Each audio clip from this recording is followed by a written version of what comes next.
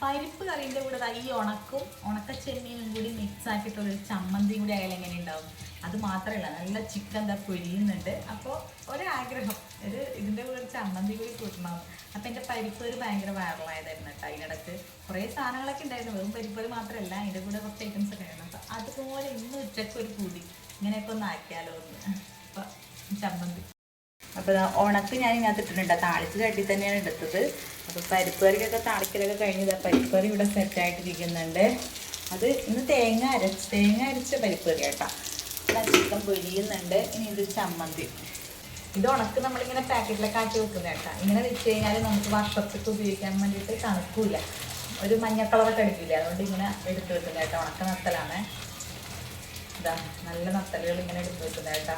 ഇതൊന്ന് നന്നായിട്ടൊന്ന് ചൂടാക്കി എടുക്കണം കേട്ടോ. അതാ നമ്മൾ ഉണക്കൊക്കെ ഒന്ന് ചൂടാക്കി എടുക്കണം. ഉണക്കും നമ്മൾ ഉണക്ക ചെമ്മീനും കൂടി ഒന്ന് ചൂടാക്കി എടുക്കുക കേട്ടോ. മീനൊക്കെ എന്താ റേറ്റ് അല്ലേ? ഭയങ്കര പൈസയാണ്. ഇപ്പോൾ ചിക്കൻ മേടിച്ച് കഴിഞ്ഞാൽ നമുക്ക് 2 ദിവസത്തേക്കാം. ചിക്കൻ തന്നെ എല്ലാവർക്കും ലാഭം തോന്നും. അങ്ങനെ നമ്മളെ നത്തലും ചെമ്മീനും കൂടി നന്നായിട്ട് മൊരിഞ്ഞ് ഇങ്ങോട്ട് വന്നിട്ടുണ്ട്. നന്നായിട്ടൊന്നും മൊരിച്ചെടുത്തിട്ടില്ല. ഒന്ന് ചൂടാക്കി എടുത്തിട്ടുണ്ട്. അപ്പോൾ ചമ്മന്തിക്ക് കൂടി അരക്കാൻ വേണ്ടി കൊത്ത കഴിഞ്ഞു കേട്ടോ. തേങ്ങ വലിയ കാര്യത്തിന് ചേരണ്ടാൻ വന്നപ്പോഴേക്കും കൊത്ത കഴിഞ്ഞു. പക്ഷേ ചമ്മന്തിക്കായിട്ട് കുഴപ്പമില്ല. അതിന് നമ്മൾ സ്പെഷ്യൽ കാന്താരി മുളക് കൊണ്ടിട്ടാണ് വീട്ടിൽ നിന്ന് അമ്മ തന്നയച്ചതാണ്.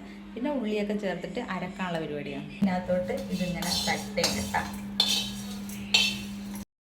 അപ്പോൾ ഇത് മിക്സിയുടെ ജാറിലോട്ട് ഇട്ടിട്ടുണ്ട്. ഇതിനകത്തിന് മുളക് പൊടിയും കൂടി ഇട്ടിട്ട് ഉപ്പും കൂടി ഇട്ടിട്ട് അരച്ചെടുക്കാം. ഇത് അരച്ചെടുക്കട്ടെ. നമ്മളെ ചമ്മന്തി റെഡി ആയിട്ടുണ്ട് കേട്ടോ. ഇനി ഇതിനകത്തോട്ട് ലേശം പച്ച വെളിച്ചെണ്ണ കൂടി ഒഴിക്കണം. വെളിച്ചെണ്ണ ലേശം അങ്ങോട്ട് ഒഴിക്കുന്നുണ്ട്. ഇവനിങ്ങനെ എന്നെ തേടി ഇടക്കിടക്ക് വരുന്നുണ്ട് കേട്ടാ. ഇവനില്ലേ അപ്പുറത്തെ വീട്ടിലെ പൂച്ചയാണ് കേട്ടാ. എനിക്കിനി എന്ത് കിട്ടാതല്ല, അയൽവക്കത്തു നിന്നൊക്കെ പൂച്ച ഇങ്ങോട്ടേക്ക് വരുന്നുണ്ട്. ഞാനെങ്ങാനും വഴുതെറ്റിച്ചെന്ന് പറയുമോ. അപ്പോൾ പറഞ്ഞു വന്നത് ഇതാണ് നമ്മളെ ചെമ്മീൻ നത്തലും ചമ്മന്തി കേട്ടാ. നല്ല അടിപൊളി, അയ്യോ പോന്ന അടിപൊളിയായിട്ട് കിട്ടിയിട്ടുണ്ട്. ഇതൊരു പ്രത്യേക ടേസ്റ്റ് ആട്ടാ. ചില സമയങ്ങളിൽ നമുക്ക് ഒരുപാട് വിഭവങ്ങളൊന്നും വേണ്ട അല്ലേ. ഇതുപോലൊരു ഐറ്റം ഒക്കെ ഉണ്ടെങ്കിലല്ല എൻ്റെ അമ്മ ചോറ് അങ്ങനെ പോയിക്കോളും. എനിക്ക് ഭയങ്കര ഇഷ്ടമായിട്ടാ. ചില ആൾക്കാർ ഇപ്പോൾ ഒരു സംശയം ഉണ്ടാവും, ചിലപ്പോൾ ഇതിൽ മുള്ള് കടിക്കില്ലേ സനിയ അങ്ങനെയൊക്കെ ഉണ്ടാവും. പക്ഷേ എൻ്റെ അഭിപ്രായത്തിൽ അങ്ങനെ ഒന്നുമില്ല കേട്ടോ. ഒരു മുള്ളും കടിക്കാനൊന്നുമില്ല. അത് നമ്മൾ മിക്സിയിലിട്ട് ചതച്ച് കഴിയുമ്പോൾ നമ്മൾ എന്തായാലും നത്തൽ വറുത്തിട്ടൊക്കെ സാധാരണ കഴിക്കുന്നതല്ലേ. അപ്പോൾ അതിൽ തന്നെ പച്ച നത്തൽ വലുത്തിയിട്ടാകുമ്പോഴും നമ്മൾ കഴിക്കും. പിന്നെ ഇതിൻ്റെ ഒന്നും മുള്ളിലൊക്കെ കാൽസ്യം ഉണ്ടെന്നാണല്ലോ പറയുന്നത്, നമ്മളെ മത്തീൻ്റെ മുള്ള് അങ്ങനെ. അതുകൊണ്ട് ലേശം മുള്ളൊക്കെ ഉണ്ടെങ്കിൽ അങ്ങനെ ചവച്ചരച്ചങ്ങ് തിന്നേക്കുക. അതുകൊണ്ട് വലിയ വിഷയമൊന്നും വരാനൊന്നുമില്ല. അപ്പോൾ പിന്നെ നമ്മളെ കുഞ്ഞുമക്കൾക്കെല്ലാം കൊടുക്കുമ്പോഴല്ലേ നമുക്ക് ആ ഒരു ഇത് നോക്കേണ്ട ആവശ്യമുള്ളൂ. അപ്പോൾ എന്തായാലും നല്ലൊരു പരിപ്പ് കറി അങ്ങോട്ട് ഒഴിച്ച് പിന്നെ ആ ചമ്മന്തിയും അതുപോലെ തന്നെ ഈ ചിക്കൻ പൊരിച്ചതും കൂടി അങ്ങോട്ട് മിക്സ് ചെയ്ത് അങ്ങോട്ട് കൂട്ടുമ്പോണ്ടല്ലോ അയ്യോ ഭയങ്കര ടേസ്റ്റാട്ടാ. അത് എന്താ പറയുക, ചില സമയങ്ങളിൽ നമുക്കുണ്ടല്ലോ അയ്യോ ഭയങ്കര രസമായിട്ട് തോന്നുന്നൊരു രുചി തന്നെയാണത്.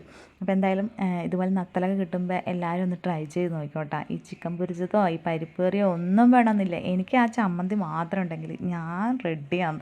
എനിക്ക് ഭയങ്കര ഇഷ്ടമാണ്. അതുപോലെ തന്നെ ഉണക്കച്ചെമ്മീനായാലും എനിക്ക് ഭയങ്കര ഇഷ്ടമാണ്. ഉണക്കച്ചെമ്മീൻ ചമ്മന്തി, ഉണക്ക വിഭവങ്ങളൊക്കെ എനിക്ക് ഭയങ്കര ഇഷ്ടമായിട്ടാണ്. അപ്പോൾ എന്തായാലും എല്ലാവരും ഒന്ന് ട്രൈ ചെയ്തോ. ഞാൻ എന്തായാലും ഒരു അടി അങ്ങോട്ട് അടിക്കുക.